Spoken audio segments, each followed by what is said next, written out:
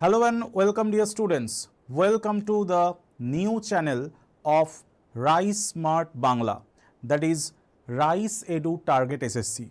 Rise Smart বাংলার একটি নতুন প্রচেষ্টা বা একটি নতুন উদ্যম বলতে পারো রাইস এডু টার্গেট এসএসসি।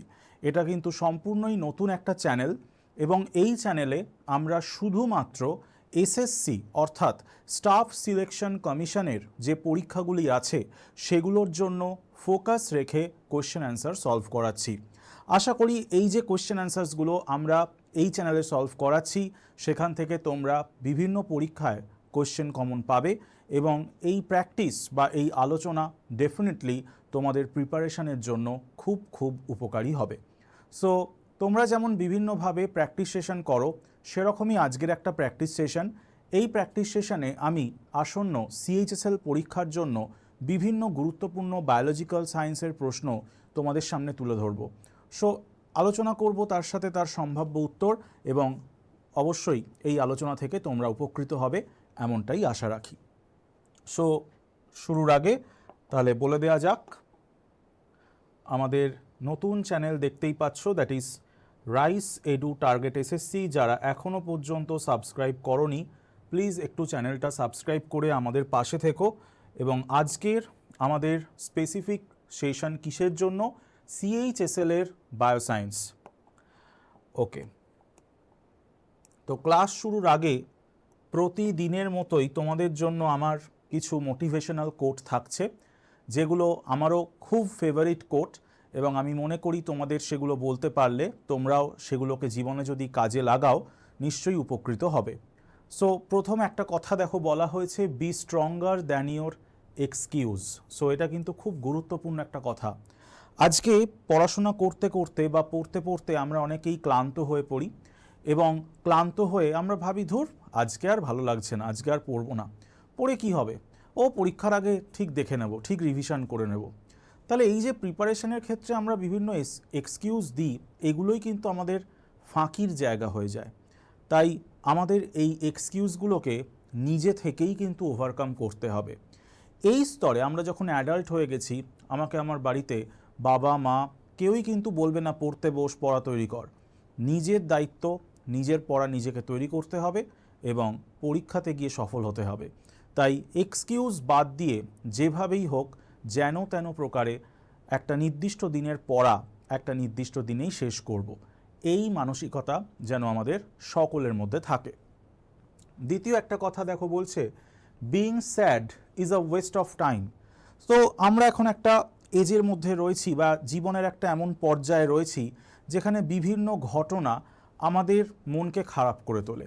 তাহলে এই যে মন খারাপের মধ্যে দিয়ে আমরা যাই, এই মন খারাপ কিন্তু আসলে আমাদের পরীক্ষা প্রস্তুতির দেখা যাচ্ছে বেশ ক্ষতি করে দেয় এবং অনেকের ক্ষেত্রে এটা কিন্তু দীর্ঘস্থায়ীভাবে আমি দেখেছি জীবনে খুব প্রভাব ফেলে। তাই যাই হোক না কেন আমার লক্ষ্যে যেন আমি সচল থাকি এবং যে কোনোভাবেই আমার জীবনে কোনো মন খারাপের কারণ যদি আসে সেটাও কাটিয়ে ওঠার উদ্যম কিন্তু আমাকেই নিতে হবে। আমি নিজে, আমার রেসপন্সিবিলিটি, এটাই বারবার মাথায় রাখবো এবং তার সাথে ডেফিনেটলি বিলিভ করব that bad days will pass.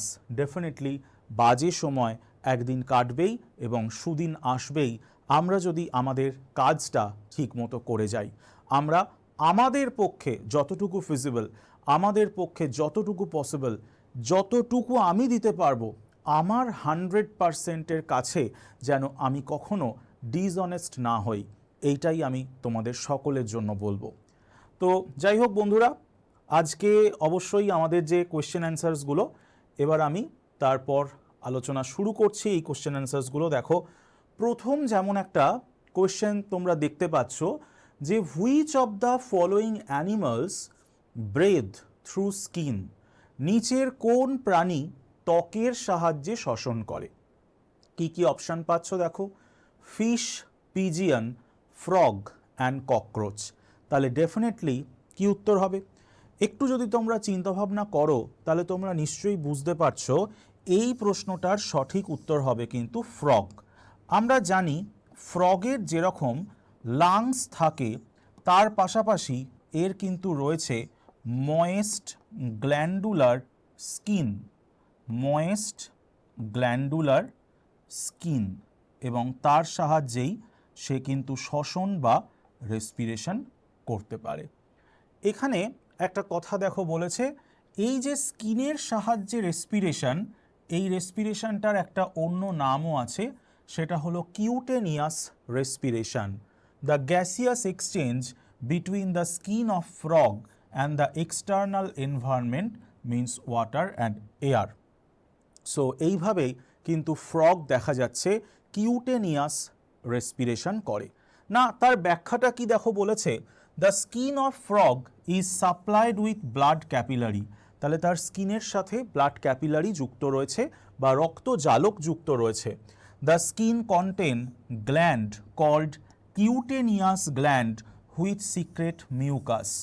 This keep the skin always moist and retain a thin film of water underneath the surface of skin, and this condition enables the exchange of air between the blood vessel and outside environment. তাহলে বুঝতেই পারলে যে কিভাবে তারা cutaneous respiration করছে। যদি প্রশ্ন দেয় কিউটেনিয়াস গ্ল্যান্ড কোন অ্যানিমালের মধ্যে রয়েছে বা কোন অ্যানিমাল গ্রুপের মধ্যে রয়েছে, আমি আশা করব তোমরা সঠিক উত্তর দিতে পারবে। এবং তার সাথে বলেছে they also resort to cutaneous respiration when undergo either hibernation or aestivation. তোমরা নিশ্চয়ই জানো হিবারনেশন কি, শীত ঘুম, আর এস্টিভেশন কি, এটা হচ্ছে গ্রীষ্ম ঘুম।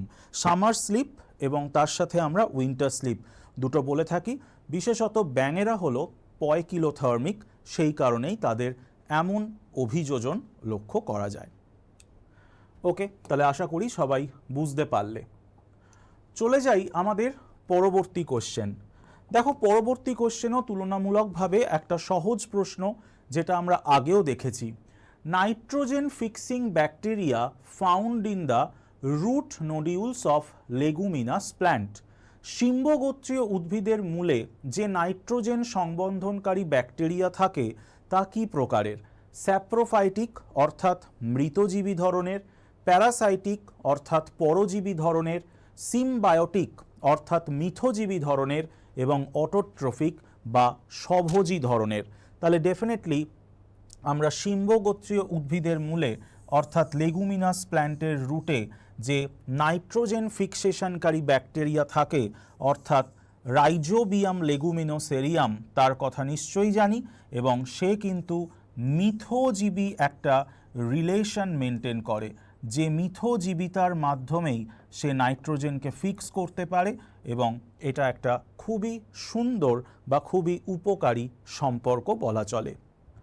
এবং অবশ্যই যে সমস্ত উদ্ভিদের মূলে এই যে সিম্বায়োটিক অ্যাসোসিয়েশন দেখা যাচ্ছে নাইট্রোজেন ফিক্সিং ব্যাকটেরিয়া, আয়রন ফিক্সেশনের কারণে তাদের মূলের মধ্যে আমরা একটা লাল স্পট অনেক সময় দেখি, বা মূলটা অনেক সময় লালচে কালারের দেখতে হয়, এবং এই জিনিসটাকে বলে লেগ হিমোগ্লোবিন। তোমরা প্রশ্ন পেতেই পারো যে লেগ হিমোগ্লোবিন কোন ধরনের উদ্ভিদের মধ্যে আমরা লক্ষ্য করি? That is leguminous plant. Okay, চলে যাই পরবর্তী কোশ্চেন। দেখো কি বলা হয়েছে, spice saffron is obtained from which part of plant? Saffron বা জাফরান, যাকে বলা হয় the most costly spice of the world, পৃথিবীর সব থেকে দামি একটা কি বলবো যে মশলা বা একটা বলা যেতে পারে স্পাইসেস। তো এটা সাধারণভাবে আমাদের দেশে কাশ্মীর একটা এটার অন্যতম প্রধান উৎপাদন ক্ষেত্র, তোমরা সকলেই জানো। তাহলে এই যে স্যাফরনের ছবি দেখতে পাচ্ছ, এটার কোন অংশ তাহলে আমরা ব্যবহার করি? এটার যেটা রিপ্রোডাক্টিভ পার্ট রয়েছে, স্টিগমা বা স্টাইল, এইগুলো ব্যবহার করি। এবং এটা কোন ফুল থেকে পাওয়া যাচ্ছে বা কোন ফুলের স্টিগমা স্টাইলকে আমরা ব্যবহার করছি? দ্যাট ইজ, মনে রাখবে, crocus flower, crocus species. Crocus ফুল থেকে এই স্যাফরন পাওয়া যায়, which is the most costly spice, most costly spice. Okay, চলো চলে যাব আমাদের পরবর্তী কোশ্চেন। নেক্সট কোশ্চেনে যাওয়ার আগে তোমাদের এই অ্যানাউন্সমেন্টটা একটু জানিয়ে রাখি। দেখো, রাইস এডুকেশন তোমাদের জন্য বিভিন্ন কোর্স নিয়ে এসেছে। আমাদের অফলাইন অনলাইন বোথ মিডিয়ামেই এখন পড়াশোনা হয়। যারা কোনোভাবে চাকরি ক্ষেত্রে রয়েছো বা যারা কোনোভাবে হয়তো আমাদের সেন্টারে এসে পড়াশোনা করতে পারছো না, তাদের জন্য অবশ্যই অনলাইন কোর্সের বা অনলাইন ক্লাসের ব্যবস্থা আছে। তো WBCS 2024কে যারা লক্ষ্য করে এগোচ্ছ, তাদের জন্য ডেফিনেটলি রাইস এডুকেশন কোর্স তৈরি করেছে। এই কোর্স তোমরা যদি এনরোল করতে চাও, তাহলে ডেফিনেটলি আমাদের এই ভিডিওর তলায় ডেসক্রিপশন বক্সে যে লিঙ্ক আছে সেই লিঙ্কটি ফিল আপ করে দিও এবং আমাদের প্রতিনিধিরা নিশ্চয়ই তোমাদের সাথে এ ব্যাপারে যোগাযোগ করবেন। তোমরা সম্পূর্ণ তথ্য তাদের থেকেই পেয়ে যাবে। যারা এখনও অবধি আমাদের এই চ্যানেল সাবস্ক্রাইব করনি, তাদের বলবো একটু প্লিজ সাবস্ক্রাইব করে দিও। চলে যাই আমাদের পরবর্তী কোশ্চেন। দেখো, which of the following is a true fish? নিচের কোনটা একটা ট্রু ফিশের বা প্রকৃত মাছের উদাহরণ? কি কি রয়েছে? Dog fish, jelly fish, silver fish or star fish. তোমরা খুব সুন্দরভাবে দেখতে পাচ্ছ ডগ ফিশ কোনটা? এই যে হাঙর, হাঙরকে আমরা বলি ডগ ফিশ। তাহলে এটা কিন্তু আসলে একটা ট্রু ফিশ। তাহলে উত্তরটা বুঝতেই পারছো কি হবে, উত্তরটা হচ্ছে ডগ ফিশ। ডগ ফিশ কিন্তু হাঙর। বাদ বাকি দেখো, তোমরা জেলি ফিশের ছবি ওইদিকে দেখতে পাচ্ছ। জেলি ফিশ কিন্তু এক ধরনের নিডারিয়া, ঠিক আছে। স্টার ফিশ কিন্তু এক ধরনের একাইনোডার্মাটা বা কন্টকত্বকী প্রাণী, এবং সিলভার ফিশ তলায় ছবি দেখতে পাচ্ছ, এটা লেপিজমা নামে পরিচিত, এটা এক প্রকারের ইনসেক্ট। তাহলে এই প্রশ্নটার সঠিক উত্তর ডেফিনেটলি কি হলো? Dog fish. আমরা যদি একটু প্রশ্নগুলো খুব ভালো করে ঘাঁটি CGL বা CHSL এর, এই ধরনের প্রশ্ন কিন্তু আমরা অনেকাংশেই দেখতে পাই। Which is a true fish, which is not a true fish, এরম প্রশ্ন কিন্তু বারবারই আসে। তাই ডেফিনেটলি এই জিনিসগুলোকেও যত্ন করে মনে রাখার চেষ্টা করো। চলে যাব পরের কোশ্চেন। দেখো কি বলেছে, কাণ্ডের চারপাশে পাতার শয্যাবিন্যাসকে বলা হয়। The arrangement of leaf around the stem is known as. তাহলে কাণ্ডের চারপাশে পাতার শয্যাবিন্যাসকে আমরা কি বলবো? That is ফাইলোট্যাক্সি। যখন দেখবে কোনো শব্দ ফিল এটা দিয়ে শুরু হচ্ছে বা কোনো শব্দের শেষে ফিল আছে, যেমন আমরা ক্লোরোফিল বলি, তার মানেই বুঝবে পাতার একটা সংযোগ সেই শব্দটির সাথে রয়েছে। তাহলে ফাইলোট্যাক্সি কিন্তু সাধারণভাবে পাতার শয্যাবিন্যাস। আবার ইনফ্লোরোসেন্সকে আমরা কি বলি? ইনফ্লোরোসেন্স কিন্তু পুষ্পবিন্যাস। চলে যাই পরবর্তী কোশ্চেনে। তার আগে আবারও WBCS কোর্সের কথা তোমরা যারা নতুন দেখছো তাদের জন্য জানিয়ে রাখি। ইন্টারেস্টেড থাকলে অবশ্যই ডেসক্রিপশন বক্সে দেওয়া লিঙ্কটি ফিল আপ করে দিও। What is the yellow dust present in the middle of the flower called? ফুলের মধ্যে অবস্থিত হলুদ রঙের গুঁড়ো জাতীয় পদার্থকে কি বলা হয়? Zygote, pollen, sperm or stomata. তাহলে ফুলের মধ্যে অবস্থিত, আমরা জবা ফুল যদি একটা হাতে নিই, দেখব তার মধ্যে এরকম হলুদ হলুদ ডাস্ট লাইক বা গুঁড়োর মতো অনেক অংশ বিদ্যমান রয়েছে। ডেফিনেটলি সেগুলো কি? ডেফিনেটলি সেগুলো হচ্ছে পোলেন, যারা নিষিক্তকরণে বা পলিনেশন কাজে ভীষণভাবেই গুরুত্বপূর্ণ। এবং এ প্রসঙ্গে একটা কথা বলতেই পারি যে what is the study of pollen? জেনে রাখো, স্টাডি অফ পোলেনকে আমরা বলি palynology. What is study of pollen? That is palynology. পোলেনের একটা স্ট্রাকচার তোমরা দেখতে পাচ্ছ, তার বাইরের লেয়ারটা হচ্ছে এক্সাইন, ভেতরের লেয়ারটা হচ্ছে ইনটাইন। ওকে, তার মধ্যে একটি জেনারেটিভ নিউক্লিয়াস রয়েছে, একটি ভেজিটেটিভ নিউক্লিয়াস রয়েছে। সো এরকম বিভিন্ন গঠন তার মধ্যে রয়েছে। পোলেনের মধ্যে কটি নিউক্লিয়াস থাকে এরম প্রশ্নেও কিন্তু দেয়, যে দ্যাট ইজ ভেজিটেটিভ নিউক্লিয়াস এবং জেনারেটিভ নিউক্লিয়াস। পরবর্তীকালে এই পোলেন থেকেই আমরা জানি ডবল ফার্টিলাইজেশন বা দ্বিনিষেক হয়, যেটা অ্যাঞ্জিওস্পার্ম বা গুপ্তবীজী উদ্ভিদদের একটি অন্যতম গুরুত্বপূর্ণ বৈশিষ্ট্য। চলে যাব পরবর্তী কোশ্চেন। দেখো, biodiversity is directly involved in, জীব বৈচিত্র্য সরাসরিভাবে কিসের সঙ্গে বা কোনগুলির সঙ্গে সম্পর্কিত? Water purification, recycling of nutrients, providing fertile soil, all of this.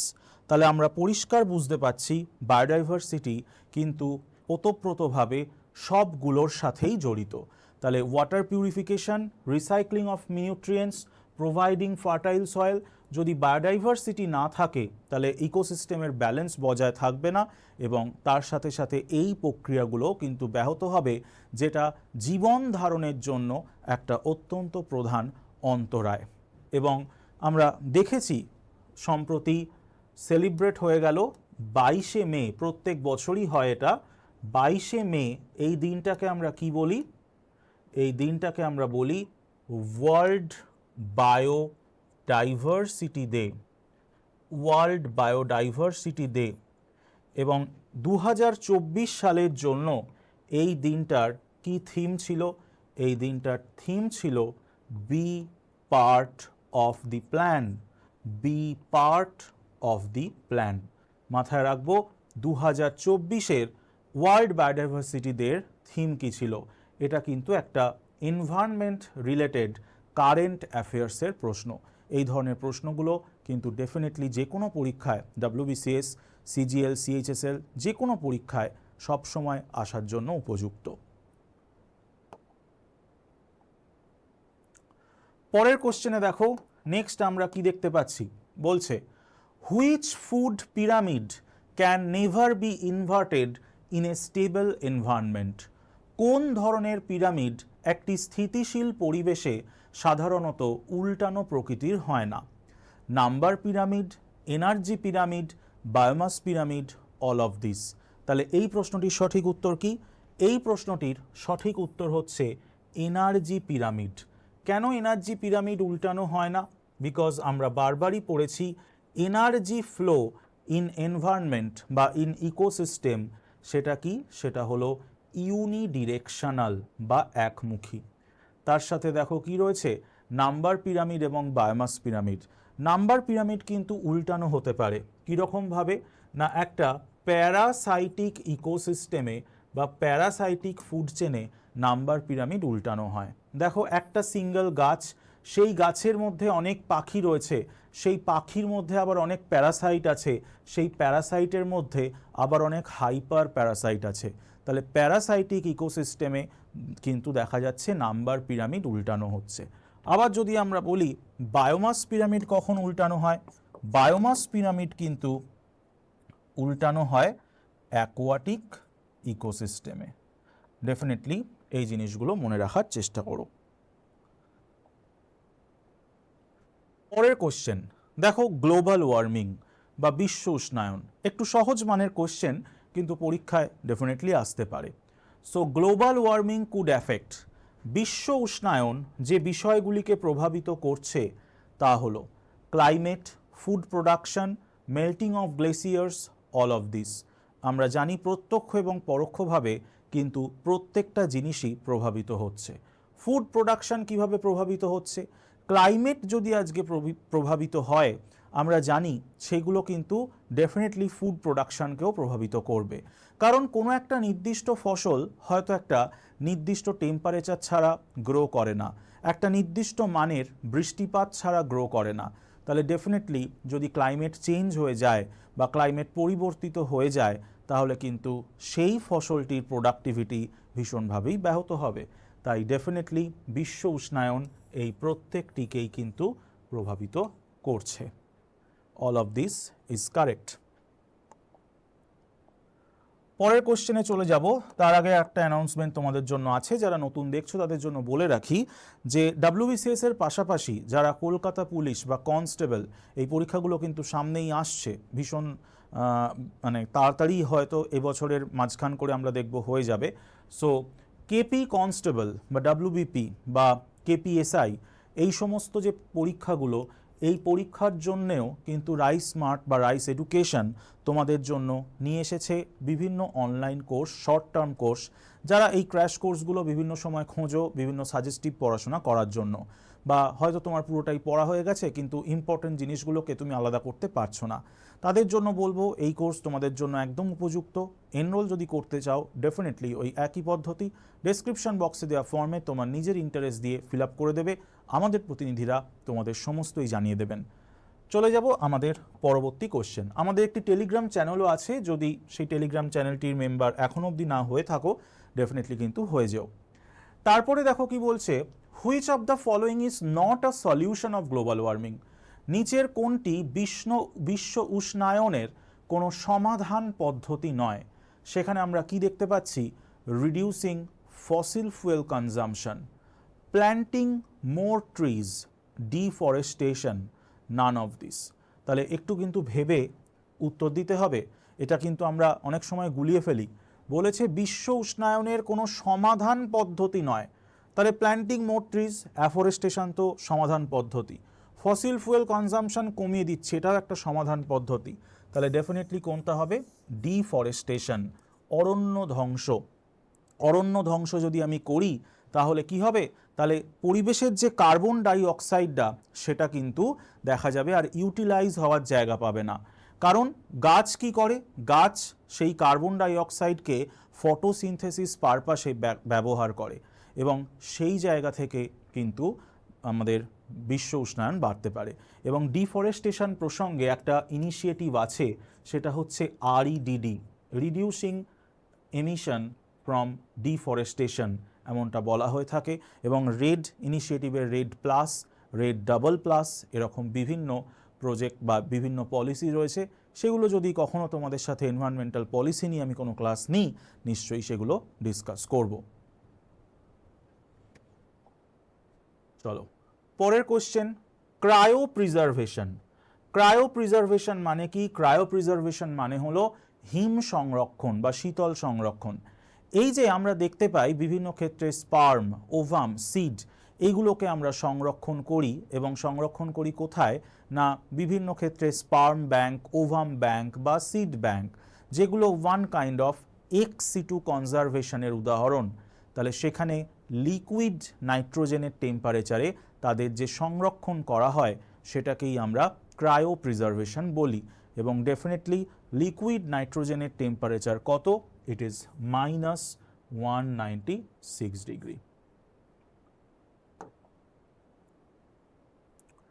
চলে যাব পরবর্তী question.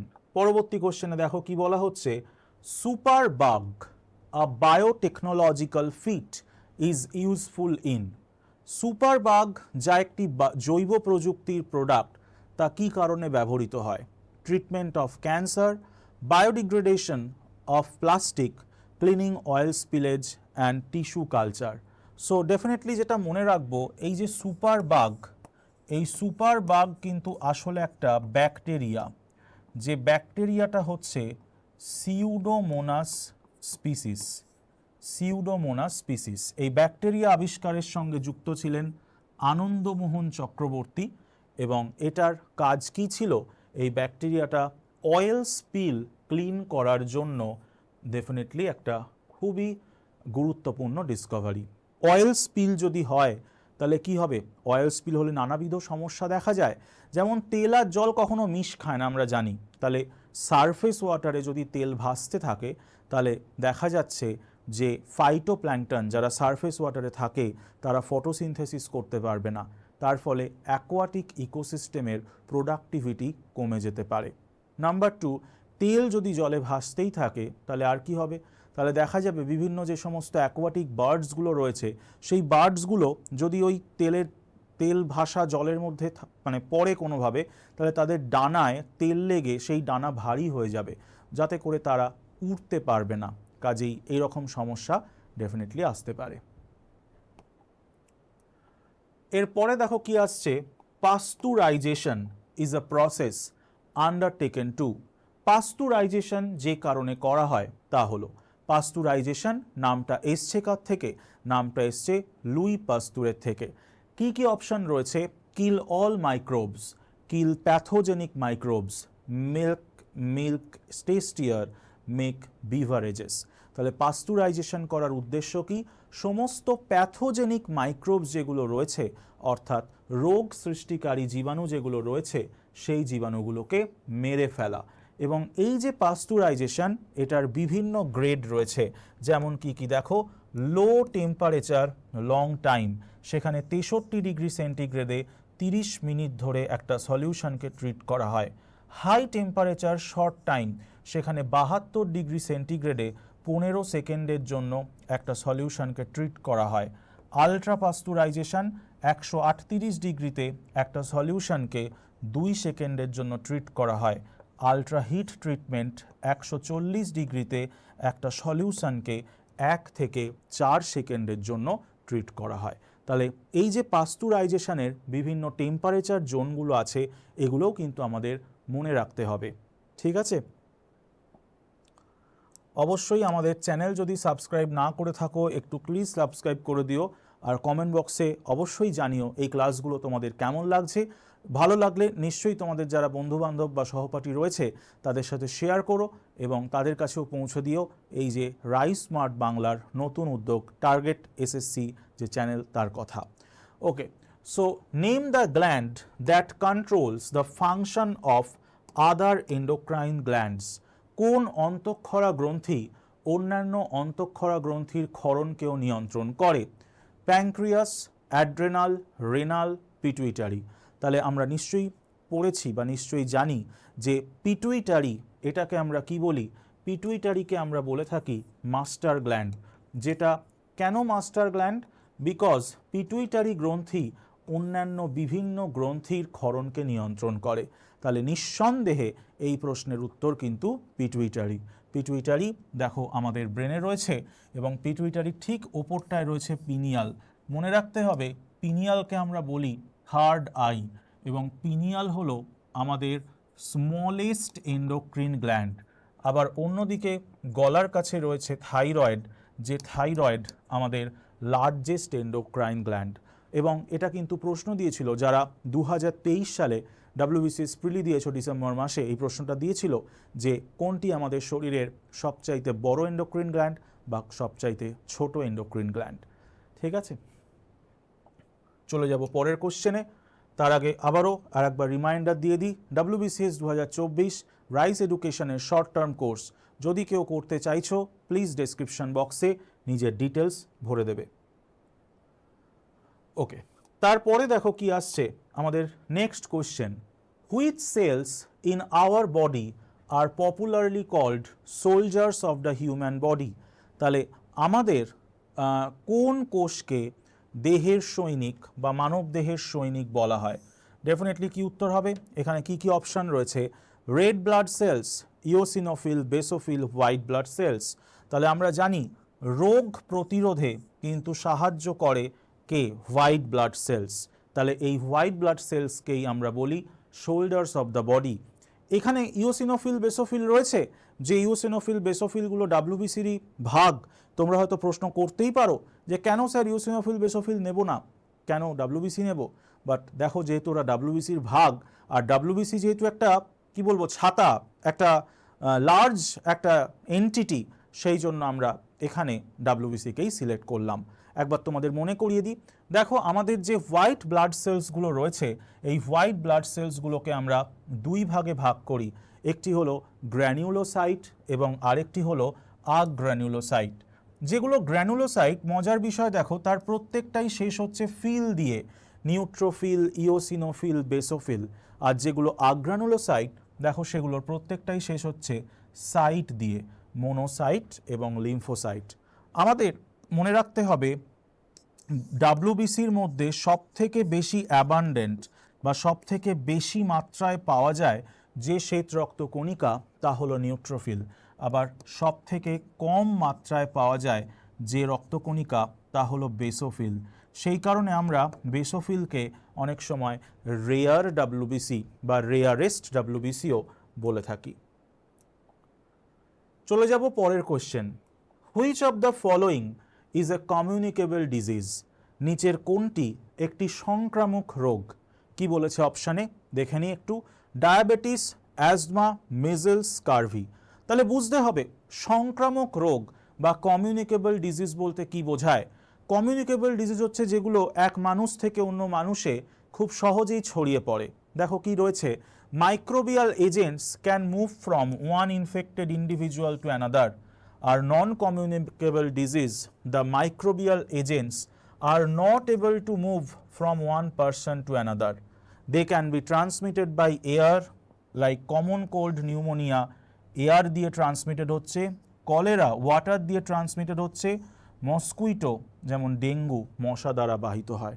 Okay, person to person transmission possible কমিউনিকেবলের ক্ষেত্রে। নন কমিউনিকেবল কি বলছে? দে আর not communicated by such means and person to person transmission is not possible. তাহলে কোনটা খুব সহজেই ছড়িয়ে পড়ে? আমরা নিশ্চয়ই জানি দ্যাট ইজ মিজলস। তাহলে ডেফিনেটলি একটা কমিউনিকেবল ডিজিজ হলো মিজলস। পরের কোশ্চেন দেখো, পরের কোশ্চেন হচ্ছে খুব important question, bariatric surgery makes changes to a persons. Bariatric surgery আমরা কেন করি? মনে রাখতে হবে, ব্যারিয়াট্রিক সার্জারি করা হয় কোনো মরবিড ওবেসিটি থাকলে, মানে কেউ একজন খুবই স্থূল এবং তার মৃত্যু হয়তো হতে পারে এই স্থূলতার কারণে বা মেধাধিক্যের কারণে, তাহলে ব্যারিয়াট্রিক সার্জারি করা হয়। তাহলে ডেফিনেটলি বুঝতেই পারছো কি হবে, ডাইজেস্টিভ সিস্টেম। স্পেসিফিক্যালি দেখো স্টম্যাক এই অংশটাকে নিয়ে কিন্তু এখানে সার্জারি করে দেখা যাচ্ছে স্টম্যাকটাকে কিন্তু স্লিম করা হচ্ছে বা স্টম্যাকটাকেই প্রসেসিং করা হচ্ছে। ঠিক আছে, চলে যাই পরের কোশ্চেন। এটাও খুব সহজ প্রশ্ন, সহজ মানের প্রশ্ন। Which of the following is responsible for giving colour two human skin? নিচের কোনটি মানুষের ত্বকের বর্ণের জন্য দায়ী? তাহলে ডেফিনেটলি মানুষের ত্বকের বর্ণের জন্য দায়ী কি হবে? That is melanin. মেলানিন রঞ্জক, মেলানিন পিগমেন্ট আমরা সকলেই জানি আমাদের কি করে, স্কিনকে কালারেশন দিচ্ছে। তাহলে ডেফিনেটলি এটার সঠিক উত্তর মেলানিন। ওকে, সো দেখো এখানে একটা জিনিস আমি একটু বুঝিয়ে দিই তোমাদের। এই যে মানুষের স্কিনের কালারটা খুব ফর্সা থেকে খুব ডার্ক, এটা কোন স্কেল দ্বারা আমরা মেজার করি? মানুষের স্কিন টোন সেটা কোন স্কেল দ্বারা মেজার করি? That is Fitzpatrick scale. এরকম কিন্তু প্রশ্ন, যেহেতু সিজিএল সিএইচএসএল এর প্রশ্ন অনেক হার্ড হচ্ছে দিনের পর দিন, তাহলে কিন্তু এই ধরনের প্রশ্ন আমাদের আসতে পারে যে কোন স্কেল দ্বারা বা কোন এলিমেন্ট দ্বারা বা কোন ইনস্ট্রুমেন্ট দ্বারা মানুষের স্কিন টোন ডিটারমাইন করা হয়। মনে রাখবো, ইট ইজ ফিজপ্যাট্রিক স্কেল। চলে রাখি পরের কোশ্চেন। তার আগে আবারও একবার রিমাইন্ড করিয়ে দিই, ডাব্লিউবিসিএস এর পাশাপাশি ডাব্লিউবিপি, কেপি কনস্টেবল বা কেপিএসআই এই ধরনের পরীক্ষাগুলোর জন্য রাইস স্মার্ট বাংলা কিন্তু নতুনভাবে বিভিন্ন কোর্স করাচ্ছে। তোমরা যদি একটু আগ্রহী থাকো এই কোর্সগুলো আমাদের সাথে করতে বা আমাদের সাথে এনরোল করতে, ডেফিনেটলি আমাদের ডেসক্রিপশন বক্সে দেওয়া লিঙ্কটাকে ফিল আপ করো এবং তোমার ডিটেলস জানাও আমাদের, তাহলে আমাদের প্রতিনিধিরা তোমাদের সাথে এই কোর্সের বিষয়ে যোগাযোগ করবে। আমাদের টেলিগ্রাম চ্যানেল, সেখানে তোমরা অবশ্যই যুক্ত হয়ে যাবে। চলে যাচ্ছি আমাদের পরবর্তী question. Which among the following carries impure blood from human heart to lungs? তাহলে মানুষের হৃৎপিণ্ড থেকে লাংসে অশুদ্ধ রক্ত কে বয়ে নিয়ে যায়? কি কি অপশান আছে দেখে নিই একটু।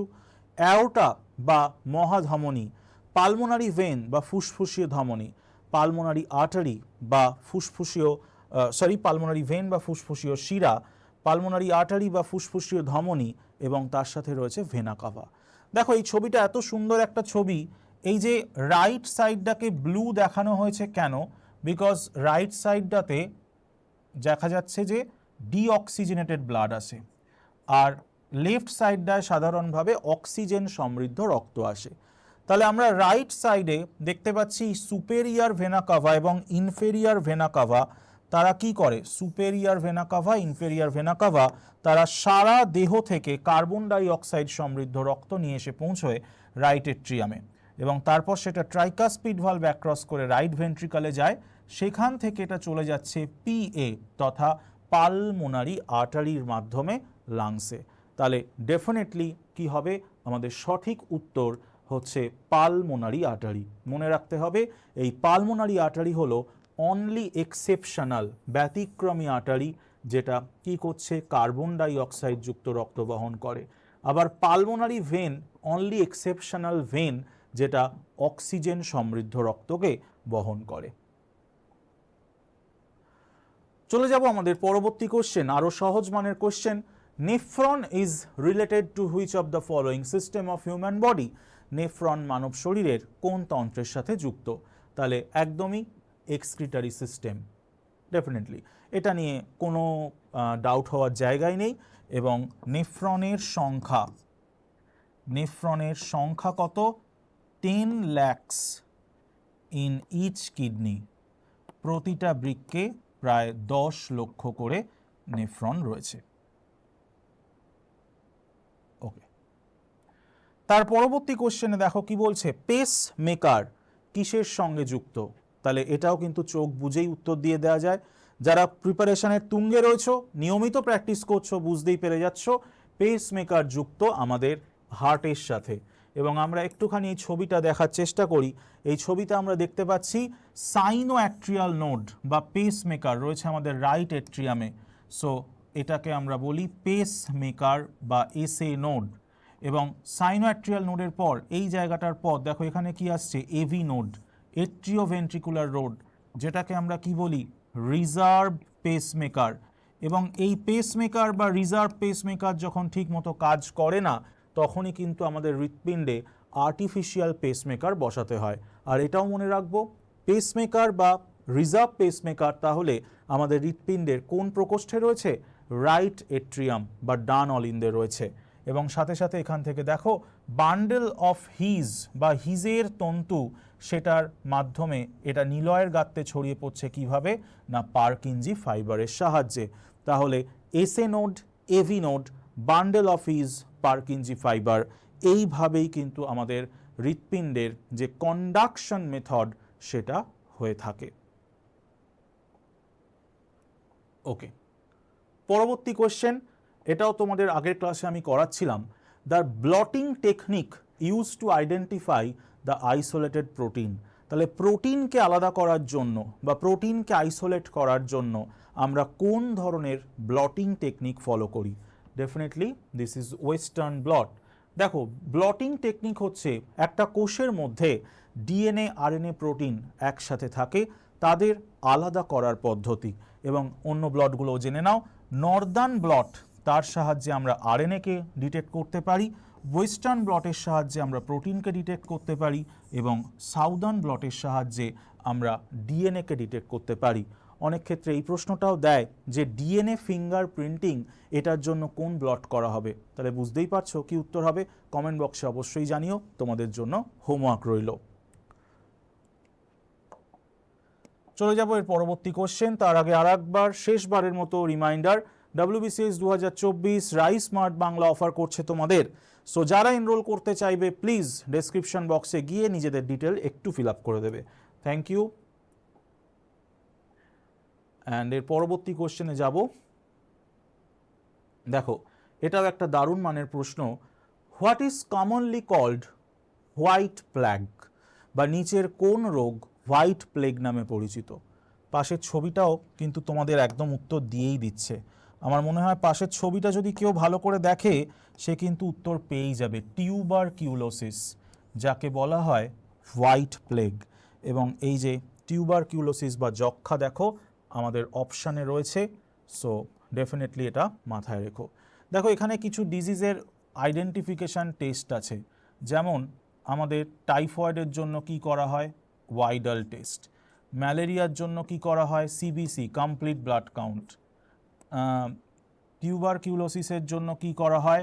ম্যানটক্স টেস্ট, বা আমরা অনেক সময় বলি ডটস। পাশাপাশি এইচআইভি বা এইডসের জন্য কি করা হয়? এলাইজা। এগুলো একটু মনে রাখবে। বিভিন্ন রোগের আইডেন্টিফিকেশান টেস্ট, এগুলো থেকেও কিন্তু অনেক সময় পরীক্ষায় প্রশ্ন দিয়ে থাকে। পরবর্তী কোশ্চেন, এটাও কিন্তু সিএইচএসএল এ আসা প্রশ্ন। Sullage water, what is sullage water? কি বলছে? Waste water release from kitchen, waste water release from toilets, water from rivers or underground water. এটা সঠিক উত্তর জেনে রাখো, এটা সঠিক উত্তর হবে কি? সঠিক উত্তর হবে water released from kitchen, that is sullage water. এবার এর পাশাপাশি আরও বিভিন্ন ধরনের ওয়াটারগুলো সম্পর্কেও জেনে রাখো। দেখো ইয়েলো ওয়াটার, ইয়েলো ওয়াটার আমরা কাকে বলি? Human urine. ব্রাউন ওয়াটার কাকে বলছি? Human faecal matter with flushed water. Then black water, human faeces brown water when mixed with urine in general. Waste water from toilet, তাকে আমরা কি বলছি? Black water. Waste water from toilet, that is black water. Grey water, water used in kitchen, bathroom, including sink, bath, shower and laundry, when and any water that has been used as home except water from toilets. তাহলে toilet ব্যতীত অন্য যে কোনো জায়গা থেকে যে water বেরোয় সেটা কিন্তু গ্রে ওয়াটার। তাহলে এই স্লাইডটা পারলে একটা স্ক্রিনশট নিয়ে রাখতে পারো। ইয়েলো ওয়াটার কাকে বলে, ব্রাউন ওয়াটার কাকে বলে, ব্ল্যাক ওয়াটার কাকে বলে, গ্রে ওয়াটার কাকে বলে, এই কনসেপ্টগুলো কিন্তু তোমাদের জন্য বেশ ইম্পর্টেন্ট রয়েছে। ঠিক আছে, আজকে এই পর্যন্তই থাকবে। তবে শেষ করার আগে ডেফিনেটলি একটা কোটস দিয়েই শেষ করব তোমাদের জন্য। শুরু করেছিলাম একটা মোটিভেশনাল কোট দিয়ে, আজকেও শেষ করব একটা মোটিভেশনাল কোট দিয়ে। Fear kills more dream than failure ever will. বারবার ফেল করছি, আমার দ্বারা আর হবে না, ছেড়ে দিলাম, আর হলোই না। তাহলে ফেলিওর এটা কিন্তু সাফল্যের ধাপ, সবাই কথা বলে, বারবার বলে, এবং এটা কিন্তু পরীক্ষিতভাবে সত্য এবং প্রমাণিত। কিন্তু যদি আমার দ্বারা হবে না, ছেড়েই দিই, এই যে ফিয়ার, অঙ্ক আমার দ্বারা হবে না, এই ফিয়ার, এটা কিন্তু আমার স্বপ্নকে আরও বেশি করে মেরে দেয়। তাই ভয়কে কাটিয়ে উঠতে বা ভয়কে জয় করতে নিজেকে উদ্যোগী হতে হবে, পড়াশোনা করতে হবে, ক্লাস করতে হবে ভালো ভালো শিক্ষকদের নিয়মিত, এবং তার জন্য অবশ্যই আমরা রয়েছি। Rice smart Bangla, rice edu, target SSC, এই দুটো চ্যানেল ডেফিনেটলি ফলো করো। ওকে, সো থ্যাংক ইউ এভরিওয়ান। আজকের মতো এই অবধি থাকলো। ভালো থাকবে, সুস্থ থাকবে। নেক্সট ক্লাসে তোমাদের সাথে আবার দেখা হবে। চলো, গুড বাই, টাটা।